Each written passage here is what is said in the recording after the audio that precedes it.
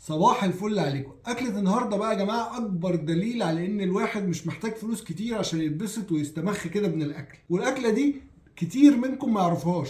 موجوده في اسكندريه، بس هتلاقي اسكندرانيه كتير برضو ما يعرفهاش. وعلى ما اظن الاكله دي الموطن الاصلي بتاعها الحته اللي هي بتاعت رشيد والايدكو والحتت دي، ففي ناس اسكندرانيه قديم عارفينها وفي ناس ما يعرفهاش. لو انت بقى جربت الاكله دي عايزك تكتب لنا في الكومنتس جربتها فين وطعمها عجبك ولا لا واسمها ايه في محافظتك، لان الاكله دي بالذات ليها كذا اسم. في بيقولوا عليها سمك مقلي بالصلصه، في بيقولوا عليها سمك مقلي بالدمعه، في بيقولوا عليها سمك مقلي بالخل والثوم، ليها اسامي كتير. الاكله دي ببساطه عباره عن سمكه مقليه بتبقى عامل لها زي تخديعه خل وثوم كده، اللي هي الطريقه العاديه خالص، وبتبتدي تحط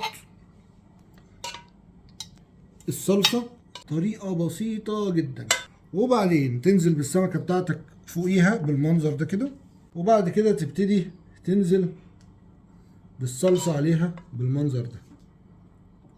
الاكله دي يا جماعه حرشه جدا وحلوه جدا، ولو ما جربتهاش جربها، وبتبقى حلوه قوي لو اتاكلت ساقعه. يعني لو سبت السمكه كده لحد ما بردت خالص هي والصلصه بتبقى تحفه، ولو سبتها في التلاجة وطلعتها ساقعه وكلتها برضو بتبقى تحفه. وعايز اقول لكم حاجه يا جماعه، الشيف الشاطر هو اللي بيعرف يعمل اعاده تدوير للاكل البايت. وانتوا عارفين ان اكتر حاجه ما بتتاكلش بايت هي السمك المقلي. الطريقه دي بقى لو عندك سمك مقلي وعملت له شويه تخديع كده وحطيته عليها بيبقى تحفه اكنه لسه معمول دلوقتي. يلا بينا بقى ندوق. بس بما ان الاكله دي بقى حاجه كده حرشه بتاعت الناس البسيطه كده والنبي عربي، فمش هينفع معاها بقى الابرون والجو ده. هنقلع الابرون وهنلبس الزي الرسمي للبساطه، الجلابيه. الاكله دي يا جماعه ما يليش عليها غير الجلابيه. ونشمر بقى شويه بتنجان حلوين وفلفل مقلي كده بالملح، واديله بقى. بص بقى الجمال، السمكه ايه شربت الصلصه. بص اديها بقى، تمسك بقى كده ايه السمكه مقليه بالصلصه، ونقول بسم الله.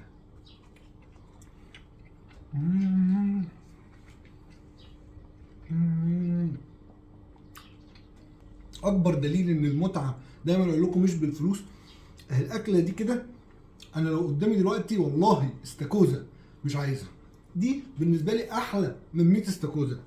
بص يا جماعه، بص الجمال.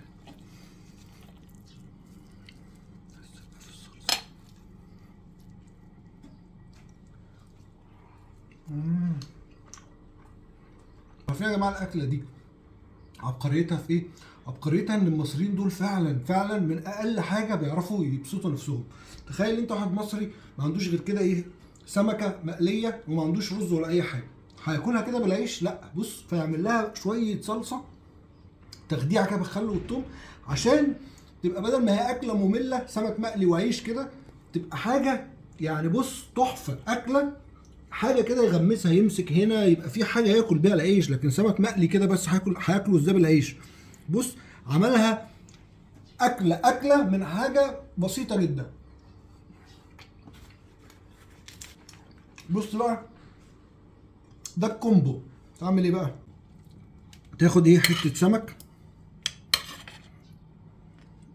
تحط حته سمك كده، تحط بقى عليها شويه صلصه، تحط ايه بتنجانيه وفلفلايه، وتروح ايه قافل بصلصه تاني. احفظ الترتيب ده، وتروح ايه برمها كده برمه. البرمه دي اسمها برمه ايه هم يا جمل، وتروح برمها هم يا جمل وتديله بقى.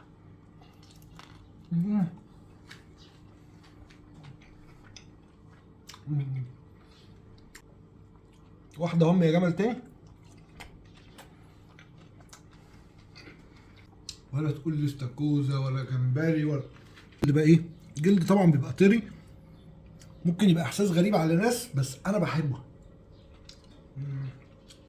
سمكه صغيره كده بالطريقه دي وبالصلصه وكده ممكن تاكل نفرين، لو جنبها شويه بتنجان ولا شويه فلفل نفرين ممكن يتغدوا منها. ما تنساش تكتب لنا في الكومنتس لو انت جربت الاكله دي واسمها ايه عندك. ما تنساش كمان لو عجبك الفيديو اعمل لنا لايك، وخش بص بصه كده على الصفحه بتاعتنا. لو عجبك المحتوى بتاعنا يا ريت تعمل لنا فولو لو انت على الفيسبوك، وتعمل لنا سبسكرايب لو انت على اليوتيوب. ولو عايز تشوف فيديو ازاي طريقه قلي السمك الصح، اللي هي بقى زي ما الكتاب بيقول زي ما المطاعم بتعملها، خش شوف الفيديو اللي هحطه لك ده، هتلاقي فيه كل اسرار السمك المقلي.